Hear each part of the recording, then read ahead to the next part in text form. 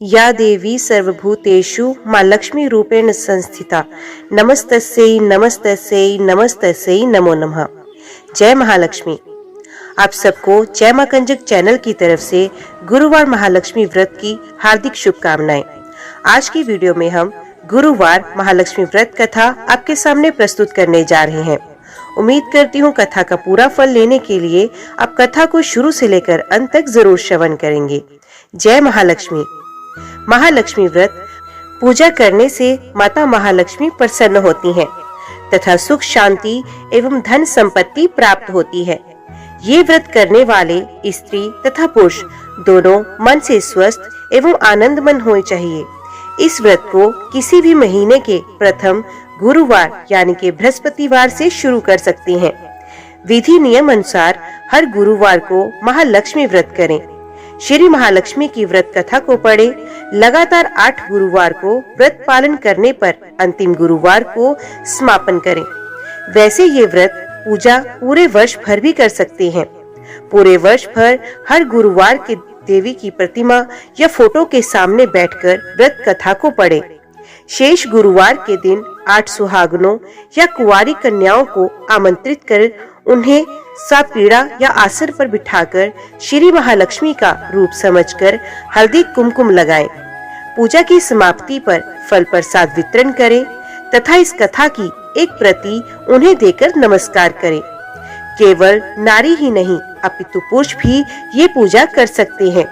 वे सुहागन या कुमारिका को आमंत्रित कर उन्हें हाथ में हल्दी कुमकुम प्रदान करें तथा व्रत कथा की एक प्रति देकर उन्हें प्रणाम करें। पुरुषों को भी इस व्रत कथा को पढ़ना चाहिए। जिस दिन व्रत हो उपवास करें, दूध और फलाहार करें, खाली पेट ना रहें। रात को भोजन से पहले देवी को भोग लगाएं एवं परिवार के साथ भोजन करें। पद्म पुराण में ये व्रत गृहस्थ जनों के लिए बताया गया है। इस पूजा को पति पत्नी मिलकर कर सकते हैं। अगर किसी कारण पूजा में बाधा आए तो औरों से पूजा करवा लेनी चाहिए, पर खुद उपवास अवश्य करें। उस गुरुवार को गिनती में ना लें। अगर किसी दूसरी पूजा का उपवास गुरुवार को आए तो भी ये पूजा की जा सकती है। दिन रात में भी पूजा की जा सकती है। दिन में उपवास करें तथा रात में पूजा के बाद भोजन कर लें। इस व्रत कथा को सुनने के लिए अपने आस पड़ोस के लोगों को, रिश्तेदारों को तथा घर के लोगों को बुलाएं। व्रत कथा को पढ़ते समय शांति तथा एकाग्रता बरतें। अघन मार्गशीर्ष के पहले गुरुवार को व्रत शुरू करें तथा अंतिम गुरुवार को उसका समापन करें। अगर माह में 5 गुरुवार आए तो 5 गुरुवार को उस दिन अमावस्या या पूर्णिमा तो भी पूजा करें। जय महालक्ष्मी। तो चलिए ध्यान से सुने श्री महालक्ष्मी की व्रत कथा। गुरुवार की व्रत कथा, इसे श्रवण और पठन करने से दुख दारिद्र्य दूर हो जाते हैं। श्री महालक्ष्मी माता की कृपा से सुख संपत्ति ऐश्वर्य प्राप्त होता है और मन की इच्छा पूरी होती है। जय महालक्ष्मी। श्री महालक्ष्मी माता के अनेक रूप तथा नाम हैं। भूतल में वे छाया, शक्ति, तृष्णा, शांति, जति, लज्जा, श्रद्धा, कांति, वृत्ति, स्मृति, दया, तुष्टि, माता, अधिष्ठात्री एवं लक्ष्मी के रूप में स्थित हैं। उन्हें प्रणाम करते हैं। कैलाश पर्वत पर पार्वती, क्षीर सागर में सिंधु कन्या, स्वर्गलोक में महालक्ष्मी, भूलोक में लक्ष्मी, ब्रह्मलोक में सावित्री, ग्वालों में राधिका, वृंदावन में रामेश्वरी, चंदन वन में चंद्रा, चंपक वन में गिरिजा, पद्म वन में पद्मा, मल्टीव में मालती, कुंदन वन में कुंदती, केतकी वन में सुशीला, कदम भवन में कदम माला, राजप्रसाद में राज्य लक्ष्मी और घर में ग्रह लक्ष्मी इन विभिन्न नामों से पहचानी जाती हैं। इस तरह सर्वदा चारों और सर्वभूत में सुपरिचित माता श्री महालक्ष्मी की ये कथा है। अब हम इसका श्रवण और पठन करेंगे। भारतवर्ष के सौराष्ट्र देश में द्वापर युग की ये कहानी है। सौराष्ट्र में उस समय भद्रश्रवा नाम के राजा थे। वे बड़े पराक्रमी राजा थे। 4 वेद, 6 शास्त्र, 18 पुराणों का उन्हें ज्ञान था। उनकी रानी का नाम सुरत चंद्रिका था। रानी दिखने में सुंदर और सुलक्षणा थी तथा पतिव्रता थी। उन दोनों को 7 पुत्र तथा उसके बाद एक कन्या का वरदान मिला था। कन्या का नाम श्यामबाला था। एक बार महालक्ष्मी जी के मन में आया कि जाकर उस राजा के राजप्रसाद में रहें। इससे राजा को दुगनी धन दौलत की प्राप्ति होगी और वह इस धन दौलत से अपनी प्रजा को और सुख दे पाएगा। गरीब के घर अगर रहे और उसे धन दौलत प्राप्त हो तो वे स्वार्थी की तरह केवल अपने ऊपर ही खर्च करेगा। ये सोचकर श्री महालक्ष्मी जी ने बूढ़ी ब्राह्मण स्त्री का रूप धारण किया। हाथ में लाठी लिए लाठी के सहारे रानी के द्वार तक पहुंची। यद्यपि उन्होंने बूढ़ी औरत का रूप धारण किया था, पर उनके चेहरे पर देवी का तेज था। उन्हें देखते ही एक दासी सामने आई। उसने उनका नाम, धाम, काम, धर्म पूछ डाला। वृद्ध ब्राह्मण का रूप धारित माता लक्ष्मी ने कहा, बालिके, मेरा नाम कमला है। मेरे पति का नाम भुवनेश है। हम द्वारिका में रहते हैं। तुम्हारी रानी पिछले जन्म में एक वैश्य की पत्नी थी। वे वैश्य गरीब था। दारिद्र्य के कारण हर रोज घर में झगड़े होते थे तथा उसका पति रोज उसे मारता था। इन बातों से तंग आकर वे घर छोड़कर चली गई तथा वन जंगल में खाली पेट भटकने लगी। उसकी इस दुर्दशा पर मुझे दया आई। तब मैंने उसे सुख संपत्ति देने वाली श्री महालक्ष्मी की कथा सुनाई। मेरे कहने पर उसने श्री महालक्ष्मी का व्रत भी किया। श्री महालक्ष्मी प्रसन्न हुई और उसकी गरीबी दूर हुई। उसका घर संसार, दौलत, संतति, संपत्ति से भर गया। बाद में पति पत्नी दोनों परलोक सिधारे। लक्ष्मी व्रत करने के कारण वे लक्ष्मी लोक में रहे। उन्होंने जितने साल महालक्ष्मी का व्रत किया उतने हजारों साल उन्होंने सुख भोग मिला। इस जन्म में उसका जन्म राजघराने में हुआ, परंतु वे श्री महालक्ष्मी का व्रत करना भूल गई है। उसी ये याद दिलाने मैं यहाँ आई हूँ। बुढ़िया की बातें सुनकर दासी ने उन्हें प्रणाम किया तथा श्री महालक्ष्मी का व्रत किस तरह किया जाए इस बारे में पूछा। बुढ़िया रूप धारण किए हुए श्री महालक्ष्मी माता ने दासी को पूजा की विधि तथा महिमा बताई। इसके बाद वे दासी माता को प्रणाम कर रानी को बताने अंदर चली गई। राज वैभव में रहते हुए रानी को अपने ऐश्वर्य का बहुत घमंड हो रखा था। संपत्ति तथा अधिकार की वजह से वे उन्मत्त हो गई थी। दासी द्वारा बताई गई बुढ़िया की बातें सुनकर वे आग बबूला होकर राजद्वार पर आकर बुढ़िया रूपी महालक्ष्मी पर बरस पड़ी। उसे ये मालूम नहीं था कि श्री महालक्ष्मी माता बुढ़िया का रूप धारण किए द्वार तक आई हैं, परंतु रानी का इस कदर रूखा बर्ताव तथा अपना अनादर देखकर माता ने वहां ठहरना ठीक नहीं समझा। वे वहां से चली गई। राह में उन्हें राजकुमारी श्यामबाला मिली। उन्होंने श्यामबाला को सारी बात बताई। श्यामबाला ने अपनी ओर से श्री महालक्ष्मी माता से क्षमा मांगी। माता को उस पर दया आई। उन्होंने श्यामबाला को श्री महालक्ष्मी व्रत के बारे में बताया। उस दिन अघन मार्गशीर्ष माह का पहला गुरुवार था। श्यामबाला ने परम श्रद्धा से श्री महालक्ष्मी का व्रत रखा। फल स्वरूप राजा सिद्धेश्वर के सुपुत्र मालाधर से उसका विवाह हुआ। वे धन दौलत ऐश्वर्य वैभव से माला माल हो गई। पति के साथ ससुराल में आनंद से दिन बिताने लगी। इधर श्री महालक्ष्मी का रानी पर प्रकोप हुआ। फल स्वरूप राजा भद्रश्रवा का राज्य एवं राज कारोबार नष्ट हो गया। यहाँ तक कि खाने के भी लाले पड़ गए। ऐसी हालत में एक दिन रानी ने राजा से निवेदन किया, हमारा दामाद इतना बड़ा राजा है, धनवान है, ऐश्वर्यशाली है, क्यों न उसके पास जाएं, अपना हाल उसे बताएं, वे जरूर हमारी मदद करेगा। इस पर राजा भद्रश्रवा दामाद के पास रवाना हुए। राज्य में पहुंचकर एक तालाब के किनारे थोड़ी देर विश्राम लेने के लिए ठहरे। तालाब से पानी लेने जाते आते दासियों ने उन्हें देखा। उन्होंने विनम्रता से उनकी पूछताछ की। जब उन्हें ये मालूम हुआ कि वे रानी श्यामबाला के पिता हैं, तो दौड़ते हुए जाकर उन्होंने रानी को सारी बात बताई। रानी ने दासी के हाथ राज परिधान भेजकर बड़े ठाट से उनका स्वागत तथा आदर सत्कार किया, खान पान करवाया। जब वे लौटने लगे तो सोने की मोहरों से भरा घड़ा दिया। राजा भद्रश्रवा जब वापस लौटे तो उन्हें देखकर रानी सूर्यचंद्रिका खुश हुई।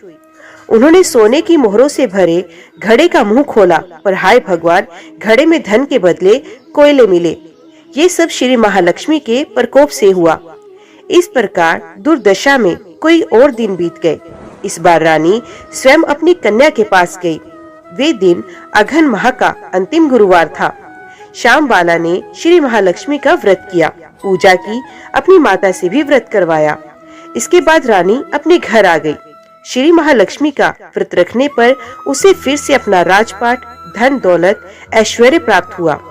वे फिर से सुख शांति आनंदमय जीवन बिताने लगी। कुछ दिनों बाद राजकन्या श्याम बाला अपने पिता के घर आई। उसे अपने घर देखकर सूर्यचंद्रिका को पुरानी बातें याद आ गई। यही कि श्याम बाला ने अपने पिता को घड़ा भरकर कोयला दिया था और उसे तो कुछ भी नहीं दिया। इसी कारण श्याम बाला को पिता के घर आने पर उसका कोई आदर सत्कार नहीं हुआ, बल्कि अनादर हुआ। पर उसने इस बात का बुरा नहीं माना। अपने घर लौटते समय उसने पिता के घर से थोड़ा नमक ले लिया। अपने घर लौटने पर उसके पति ने पूछा, अपने मायके से क्या लाई हो? इस पर उसने जवाब दिया, वहाँ का सार लाई हूँ। पति ने पूछा, इसका मतलब क्या हुआ? श्याम बाला ने कहा, थोड़ा धीरज रखो, सब मालूम हो जाएगा। उस दिन श्याम बाला ने सारा भोजन नमक डाले बिना बनाया और परोसा। पति ने खाना चखा। सारा खाना नमक बिना था, इसलिए स्वाद नहीं आया। फिर श्याम बाला ने थाली में नमक डाला, इससे सारा भोजन स्वादिष्ट लगने लगा। तब श्याम बाला ने पति से कहा, यही है वे मायके से लाया हुआ सार। पति को उसकी बात सही लगी। फिर वे दोनों हंसी मजाक करते हुए भोजन करने लगे। कहा गया है कि इसी तरह जो कोई श्रद्धा भाव से श्री महालक्ष्मी की पूजा करे, उसे माता की कृपा प्राप्त होती है, सुख संपत्ति शांति प्राप्त होती है, सभी मनोकामनाएं पूरी होती हैं। परंतु ये सब प्राप्त होने पर माता की पूजा को भूलना नहीं चाहिए। हर गुरुवार को व्रत पाठ अवश्य करना चाहिए। इस तरह श्री महालक्ष्मी की महिमा भक्तों की मनोकामना पूरी करती है। इस प्रकार श्री महालक्ष्मी की गुरुवार की कथा संपूर्ण होती है। ओम महालक्ष्मी नमः। अभी हम श्रवण करते हैं पद्म पुराण से लक्ष्मी का जन्म। भीष्म जी ने कहा, मैंने सुना है लक्ष्मी का जन्म श्वेत सागर में हुआ था। आपने ये कैसे कहा कि वे भृगु से ख्याति से उत्पन्न हुई? दक्ष की शुभ पुत्री ने अपना शरीर कैसे त्याग दिया और वे मैना द्वारा कैसे गर्भ में आई और उमा के रूप में पैदा हुई? देवराज हिमालय ने हिमालय की पुत्री को अपनी पत्नी के रूप में क्यों लिया और उनकी दक्ष से शत्रुता क्यों थी? पूज्यवर, मुझे ये वृत्तांत सुनाए। पुलस्त्य ने कहा, हे राजा, तूने जो अब मुझसे पूछा उसको सुनो। मैंने ब्रह्मा से श्री भृगु और ख्याति के साथ की संबंध के बारे में सुना है। अत्रि के पुत्र दुर्वासा ने इस पृथ्वी पर घूमते हुए एक विद्याधारी के हाथ में एक सुगंधित शुभ माला देखी। उसने उससे इसके लिए आग्रह किया, कहा, इसे मुझे दे दो, मैं इसे अपने उलझे हुए बालों के समूह में रखूंगा। इस प्रकार विद्याधारी ने उससे पूछा। फिर हे राजा, उसने प्रसन्न होकर वे माला उन्हें दे दी। उसे लेकर उसने बहुत देर तक अपने सिर पर बांधे रखा और ब्राह्मण ने पागल भूत की तरह देखते हुए ये कहा, मैंने पुष्ट, ऊंची स्तनों वाली और शानदार आभूषणों के कारण आकर्षण वाली विद्याधरी युवती को देखा और फिर आज मेरा मन व्याकुल हो जाता है और मैं कुशल नहीं हूँ, अतः मैं अपना सौभाग्य प्रदर्शित करके कहीं और चला जाऊंगा। हे राजन, इतना कहकर वे पृथ्वी पर भ्रमण करने लगा। उन्होंने अपना सर से उस माला को, जिसके ऊपर मंडराती हुई मधुमक्खियां थी, उतारकर देवताओं के राजा, तीनों लोकों के राजा शची के पति ऐरावत पर चढ़े हुए तेजस्वी पर फेंक दिया। देवताओं के राजा उस माला को उठाकर हाथी के मस्तक पर रख दो। वहाँ वे कैलाश पर गंगा के समान चमक रही थी। हाथी ने नशे से अंधी आंखों से माला की सुगंध सूंघने के लिए उसे अपनी सूंड में पकड़ लिया और उसे पृथ्वी पर पटक दिया। तब ऋषियों में श्रेष्ठ दुर्वासा क्रोधित हो गए और हे राजा, क्रोधित होकर देवताओं के राजा से कहा, हे इंद्र, आप वैभव के नशे में दुष्ट हो गए हैं। आप बहुत कठोर हैं, क्योंकि आप माला निवास पर प्रसन्न नहीं होते। धन का मेरे द्वारा दिया गया, चूँकि तुमने मेरी दी हुई माला पृथ्वी पर फेंक दी है, अतः मूर्ख, संसार की समृद्धि नष्ट हो जाएगी। अत आपकी ये तीनों लोकों धन संपत्ता सहित नष्ट हो जाएंगी। हे देवताओं के स्वामी, आपने मुझे अपमानित किया है, जिससे क्रोधित होने पर जंगम और अचल सभी डर जाते हैं। इंद्र ने शीघ्रता से हाथी के शरीर से उतरकर पाप रहित ऋषि दुर्वासा को प्रसन्न किया। इंद्र की साष्टांग प्रणाम से प्रसन्न होकर ब्राह्मण जी कहते हुए चला गया, मैं तुम्हें क्षमा नहीं करूंगा, ज्यादा बोलने से क्या फायदा। देवताओं के स्वामी भी उस हाथी पर सवार होकर अमरावती को चले गए।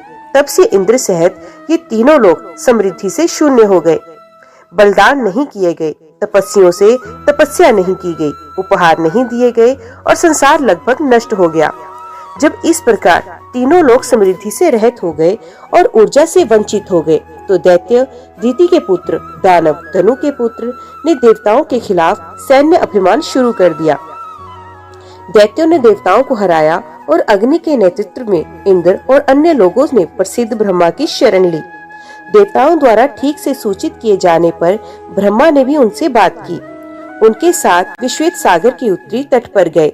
वहां जाकर पूज्य ब्रह्मा ने वसुदेव से कहा, जल्दी उठो और जो कुछ भी देवताओं के लिए अच्छा हो वह करो। आपके बिना देवता बार बार दानवों से परास्त होंगे। कमल के समान नेत्रों वाले परम पुरुष विष्णु ने इस प्रकार संबोधित करते हुए देवताओं की ओर देखते हुए अभूतपूर्व मुद्रा में कहा, हे देवताओं, मैं तुम्हें शक्ति से पोषित करूंगा। मैं तुम्हें बताऊंगा कि तुम्हें क्या करना चाहिए। सभी जड़ी बूटियों को लाओ और उन्हें क्षीर सागर में डाल दो और वसुकी को मंथन की छड़ी की डोरी बनाओ। हे देवताओं, मेरी मदद से दैत्यों के साथ अमृत समुद्र को बाहर निकालो। उस कार्य समुद्र मंथन के बारे में दैत्यों से प्रसन्न होकर बात करते हुए उनसे कहा, यहाँ तुम फल का समान रूप से बांटोगे। उन्होंने देवताओं से कहा, हे देवताओं, समुद्र मंथन से जो अमृत निकलेगा उससे पीकर अब बलवान हो जाएंगे। हे देवताओं, मैं ऐसा कार्य करूंगा कि देवताओं के शत्रु को अमृत नहीं मिलेगा। देवताओं के स्वामी द्वारा इस प्रकार संबोधित किए गए वे सभी देवता असुरों के साथ एक संघ में प्रवेश करके अमृत पाने के लिए प्रयासरत थे। देवताओं, दैत्यों और दानवों ने सभी जड़ी बूटियों को एकत्रित करके उन्हें समुद्र के पानी में फेंक दिया, जो बेदाग ऋतु के आकाश की तरह उज्जवल था। और मंदार पर्वत को मथनी की छड़ी और वसुकी को मथनी की छड़ी बनाकर, हे श्रेष्ठ राजा, उन्होंने शुरुआत की समुद्र मंथन की। जहाँ वासुकी की पूंछ थी, सभी देवता उस तरफ गए। विष्णु ने दैत्यों को वासुकी के शरीर के अग्रभाग में रख दिया। हे देवता के समान तेजस्वी वासुकी की सांस और आग से चमक से वंचित सभी असुर शक्तिहीन हो गए। वासुकी की पूंछ के क्षेत्र पर उस श्वास से उत्पन्न बादलों की वर्षा से देवता स्थूल हो गए। समुद्र में बुद्धिमानों में श्रेष्ठ शरदेव ब्रह्मा और महान तेज वाले महादेव विष्णु की पीठ पर बने रहे। ब्रह्मा शत्रुओं को पीड़ा देने वाले दोनों हाथों से मंदार पर्वत को पकड़े हुए थे और मंदार पर्वत को पकड़ने के लिए कुछ जंजीरें तैयार कर रहे थे। देवताओं और राक्षसों के बीच बने रहे। विष्णु ने स्वयं मत्स्य के रूप में समुद्र में रहकर असामान्य चमक से देवताओं का पोषण किया। फिर जब देवताओं और राक्षसों द्वारा क्षीर सागर का मंथन किया जा रहा था, तो सबसे पहले देवताओं द्वारा सम्मानित आहुति का एक सुगंधित पात्र प्रकट हुआ। हे अत्यंत बुद्धिमान, तब देवता और दानव प्रसन्न हुए। उनका मन विचलित था और आंखें निश्चल थी। जब सिद्ध 8 अलौकिक शक्तियों वाले अर्थ दिव्य प्राणी स्वर्ग में सोच रहे थे, ये क्या है, देवी वारुणी प्रकट हुई। नशे के कारण उसकी आंखें घूम रही थी। फिर वहां से घूमती हुई और हम कदम पर लड़खड़ाती हुई और केवल एक वस्त्र, खुले बाल, उसकी आंखें गतिहीन और उनके कोने लाल थे। मैं शक्ति देने वाली देवी हूँ, राक्षस मुझे ले जा सकते हैं। वारुणी को अपवित्र मानकर देवताओं ने उसे जाने दिया। तब राक्षस उसे ले गए। उनके द्वारा ले जाकर वे शराब बन गई। मंथन के दौरान पारिजात, देवताओं का धन, स्वर्ग में वृक्ष प्रकट हुआ। फिर 60 करोड़ दिव्य अप्सराओं की सेना आई, जो देवताओं और राक्षसों में समान थी, और वे सभी किसी धार्मिक कार्य की कर्ता के लिए सामान्य अर्थात उपलब्ध होने के लिए दृढ़ थे। तब देवताओं को प्रसन्न करने वाला चंद्रमा ऊपर आ गया। भगवान शंकर ने प्रार्थना की कि ये चंद्रमा निस्संदेह मेरे उलझे बालों का आभूषण होगा। मैंने उसे ले लिया। ब्रह्मा उसके घर का आभूषण होने पर सहमत हुए। तभी घातक जहर से अन्य देवताओं सहित सभी देवता और दानव पीड़ित हो गए। महादेव ने अपनी इच्छा से वे विष पी लिया। इसे पीने के कारण महादेव का कंठ गहरा नीला हो गया। नागों ने श्वेत महासागर से निकला बचा जहर पी लिया।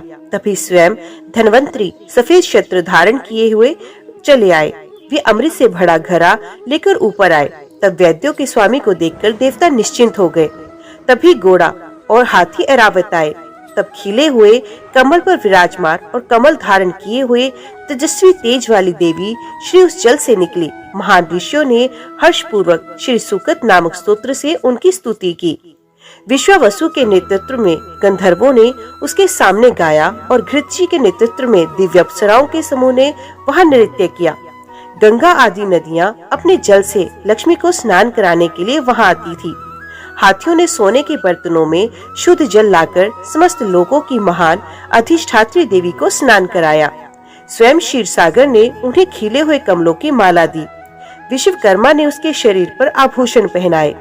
इंद्र जैसे देवताओं की सेना विद्याधर और महान सांप राक्षस दानव घृको सहित महान दैत्य राक्षस उस कन्या की लालसा करते थे जिसने स्नान किया था, दिव्य फूल और वस्त्र पहने थे और आभूषणों से सुसज्जित थी।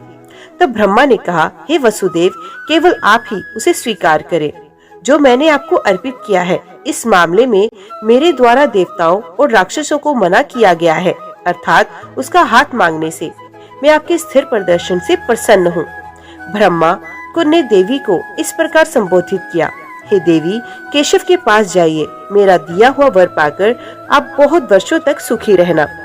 जब सभी देवता देख रहे थे तब उसने हरि की गोद का सहारा लिया। फिर हृदय तक पहुंचकर उसने भगवान विष्णु से ये शब्द कहे, हे सारे संसार के प्रिय, मैं तुम्हारे द्वारा त्यागा नहीं जा सकती। मैं सदैव तुम्हारी आज्ञाकारी रहकर तुम्हारे हृदय में निवास करूंगी। तब हे श्रेष्ठ राजा, लक्ष्मी द्वारा देखे गए देवता जिन्होंने विष्णु की गोद का सहारा लिया था अचानक बहुत खुश हो गए, लेकिन दैत्य जो विष्णु के विरोधी थे बहुत निराश हुए। लक्ष्मी ने विप्रचित्ति के नेतृत्व वाले दानवों को त्याग दिया। तब पाप से रह भरे अत्यंत शक्तिशाली दैत्यों ने धन्वंतरी के हाथ में लगे अमृत को छीन लिया। लेकिन विष्णु ने स्त्री रूप धारण कर दानवों को छल से मोहित कर उनके पास आकर कहा, घड़ा मुझे दो, मैं आप तेरी आज्ञा मानकर तेरे घर में रहूंगी। तीनों लोकों में सबसे सुंदर और मनमोहक शरीर वाली उस सुंदर स्त्री को देखकर उनके मन में लालच और लालसा के कारण उन्होंने वे अमृत उसे दे दिया और सामने की ओर देखने लगे। विष्णु ने दानवों से अमृत लेकर देवताओं को दे दिया। तब शुक्र ने नेतृत्व में देवताओं की सेना ने उस अमृत को पी लिया। दैत्यों ने अपने हथियार और तलवारें उठाकर उन पर हमला कर दिया। अमृत पीने के बाद शक्तिशाली होने के कारण देवताओं द्वारा दैत्यों की सेना को परास्त करा दिया गया। देवताओं द्वारा मारे जाने के कारण वे अलग अलग स्थानों की ओर मुड़ गए और पाताल लोक में प्रवेश कर गए। तब देवताओं ने प्रसन्न होकर शंख चक्र और गदाधारी विष्णु को नमस्कार करके पहले की भांति स्वर्ग की ओर प्रस्थान किया। तब से हे भीष्म, दानव देवियों के लिए उत्सुक हो गए। कृष्ण अर्थात विष्णु द्वारा मानसिक रूप से शापित होकर वे निचली दुनिया में चले गए। तब मन भावन कांति वाला सूर्य अपने रथ पर चला। मनमोहक तेज की अग्नि प्रज्वलित हो उठी और सभी प्राणियों ने धर्म का सम्मान किया और श्री से संपन्न तीनों लोकों की विष्णु द्वारा रक्षा की गई। तब विश्व के संरक्षक ब्रह्मा ने देवताओं को संबोधित किया, मैंने आपकी सुरक्षा के लिए विष्णु और देवताओं के प्रमुख भगवान उमा को नियुक्त किया है। चूंकि प्रतीक्षा करने पे वे आपके प्रति दयालु होंगे, वे आपके कल्याण का ध्यान रखेंगे और वे आपकी भलाई का ध्यान रखते हुए आपको वरदान देंगे। इतना कहकर भगवान अपने रास्ते को चले गए। जब सभी लोगों के पितामह गायब हो गए और जब इंद्र स्वर्ग चले गए, उसी क्षण विष्णु और शंकर वैकुंठ और कैलाश पहुँचे। तब देवताओं के राजा ने तीनों लोकों की रक्षा की। इस प्रकार महिमामयी लक्ष्मी क्षीर सागर से प्रकट हुई। हे महान राजा, ये शाश्वत अर्थात लक्ष्मी भृगु से ख्याति के पास फिर से महान वैभव के साथ पैदा हुई थी। महान ऋषि भृगु ने सबसे पहले अपनी राजधानी उनके नाम पर नर्मदा नदी के तट पर बनाई और ब्रह्मा द्वारा अनुमोदित की गई थी। वे अपना शहर और उसकी चाबी अपने पिता को देकर दिव्य लोक में आ गई और वापस आकर अपने पिता से उसे वापस लौटाने को कहा। जब उसने भृगु को दिया हुआ नगर मांगने पर भी लोभ से उसे वापस नहीं मिला, तब उसने विष्णु से कहा, मुझे मेरे पिता ने अपमानित किया है, उसने मेरा शहर ले लिया, उसे ये छीनकर मुझे दो। कमल के समान नेत्रों वाले, चक्र और गदा धारण करने वाले भगवान भृगु के पास जाकर उनसे विनय पूर्वक बोले, नगर अपनी बेटी को दो, दयालु बनो, चाबी और ताला दोनों उसे दो। क्रोधित होकर भृगु ने उनसे कहा, मैं उसे नहीं दूंगा। हे भगवान, ये लक्ष्मी का शहर नहीं है, इसे मैंने खुद ही गढ़ा है। सर, मैं नहीं दूंगा, मेरी निंदा करना बंद कीजिए। फिर प्रभु ने उससे कहा, नगर को लक्ष्मी को दो, हर तरह से। हे महान ऋषि, मेरे आदेश से आपको इसे छोड़ना ही होगा। तब क्रोध से आविर्दिश होकर भृगु ने भी केशव से कहा, हे सज्जन, तुम अपनी पत्नी के प्रति पक्षपात के कारण अब मुझे परेशान कर रहे हो। हे मधुसूदन, आपके मानव शरीर में, मानव संसार में 10 जन्म होंगे। तुम्हें अपनी पत्नी से वियोग में अनेक कष्ट सहने भी पड़ेंगे। भृगु ने अत्यंत क्रोधित होकर उन्हें इस प्रकार शाप दिया। महान विष्णु ने भी उसे वापस शाप दिया, हे मुनिश्रेष्ठ, तुम्हें अपने बच्चों का स्नेह नहीं मिलेगा। इस प्रकार ऋषि को शाप देकर वे ब्रह्मा के लोक में चले गए। कमल से उत्पन्न उन्हें अर्थात ब्रह्मा को देखकर केशव ने कहा, महोदय, आपका ये पुत्र भृगु बहुत चिड़चिड़ा है, बिना किसी कारण के उन्होंने मुझे शाप दिया। तुम्हें मानव संसार में मनुष्य के रूप में 10 जन्म मिलेंगे और उसके परिणाम स्वरूप तुम्हें कई प्रकार के दुखों का सामना करना पड़ेगा और उनके कारण कष्ट भोगना पड़ेगा। अपने पत्नी से वियोग में जो आपकी शक्ति और वीरता को नष्ट कर देगा, मैं संसार को छोड़कर महासमुद्र में सो जाऊंगा। दिव्य कार्यों के लिए मुझे आमंत्रित करें। विष्णु को प्रसन्न करने के लिए जो इस प्रकार बोल रहे थे। देवताओं की दुनिया के स्वामी ब्रह्मा ने उनकी स्तुति की। आपने इस दुनिया का निर्माण किया, आपकी नाभि से कमल निकला। हे केशव, मैं वहीं पैदा हुआ, आपका सेवक हूँ। हे प्रभु, आप सभी लोगों के रक्षक और ब्रह्मांड के निर्माता हैं। आप तीनों लोगों को नहीं छोड़ना चाहिए, बस यही मेरी इच्छा है। विश्व के कल्याण की इच्छा से अब मनुष्यों के बीच 10 अस्तित्वों तक रहते हैं। अब स्वतंत्र लेखक हैं, कोई भी आपको शाप देने में सक्षम नहीं। ये भृगु कौन है, उसके लिए आपको शाप देना कैसे संभव है? सदैव ब्राह्मणों का आदर करो, ब्राह्मण आपका अपना शरीर है। हल्की नींद का सहारा ले। हे भगवान, दूधिवा महासागर में झूठ बोलो, किसी कार्य के निष्पादन के समय मैं तुम्हें जगा दूंगा। श्रीमान, आपकी शक्ति से विकसित और शत्रुओं का संहारक ये चक्र आपके द्वितीय अवतार के रूप में आपके सभी कर्म करेगा, तीनों लोगों की रक्षा करेगा, वे आपके आदेश का पालन करेगा। इस प्रकार स्तुति करने पर विष्णु ने ब्रह्मा से कहा, हे प्रभु, आप मुझसे जो भी करने के लिए कहेंगे मैं वे सब करूंगा। भगवान विष्णु अंतर्ध्यान हो गए। ब्रह्मा ने इस प्रकार ध्यान नहीं दिया। जब भगवान विष्णु चले गए तो लोकों के पितामह लोकों के स्तोत्र भगवान ब्रह्मा ने फिर से जगत की रचना की। ये देखकर वाणी में सर्वश्रेष्ठ नारद ने ये शब्द कहे, परमात्मा 1000 सर, 1000 आंखें, 1000 पैरों के साथ सर्वव्यापी, स्पर्श से 10 उंगल ऊपर रह गया पृथ्वी। चूंकि जो अतीत है और जो भविष्य है वे आप ही हैं। हे पिता, ये सब तुझसे उत्पन्न हुआ और तुझसे ही उत्पन्न होगा। तेरी ओर से सब वस्तुओं का बलिदान उत्पन्न हुआ, अर्थात हव्य, फटे दूध से मिला हुआ घी और 2 प्रकार के पशु। तुमसे रक्षक और सामान उत्पन्न हुए हैं। तेरे यहाँ से मेल बलि और हाथियों की भी उपज हुई। तेरे पास से गाय और पक्षी और बनेले पशु भी उत्पन्न हुए।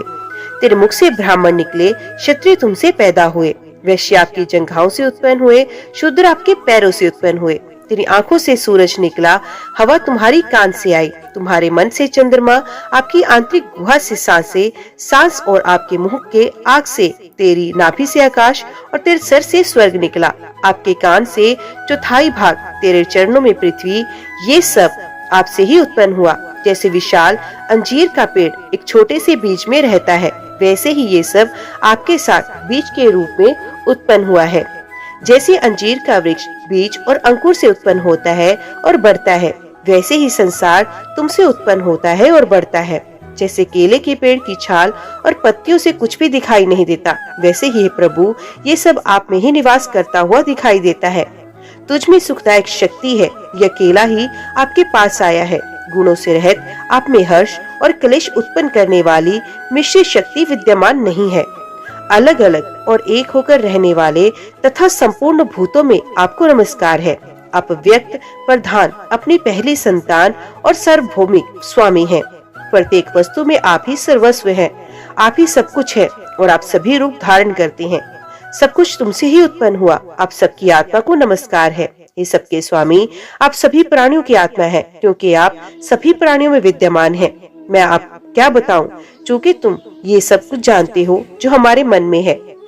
हे प्रभु, तूने मेरी ये अभिलाषा पूरी कर दी। मेरी तपस्या अच्छी तरह से सफल हुई, क्योंकि हे जगत के स्वामी, मैंने आपको देखा है। ब्रह्मा ने कहा, हे पुत्र, ये तेरी तपस्या का ही फल है कि तूने अब मुझे देखा है। हे नारद, मेरा दर्शन यहाँ व्यर्थ नहीं होगा, अतः अपनी इच्छा अनुसार वर मांगो। हे पुत्र, मेरे दर्शन होते ही सब कुछ सिद्ध हो जाता है। नारद ने कहा, हे श्रीमान, हे सभी प्राणियों के स्वामी, आप सभी के हृदय में रहते हैं।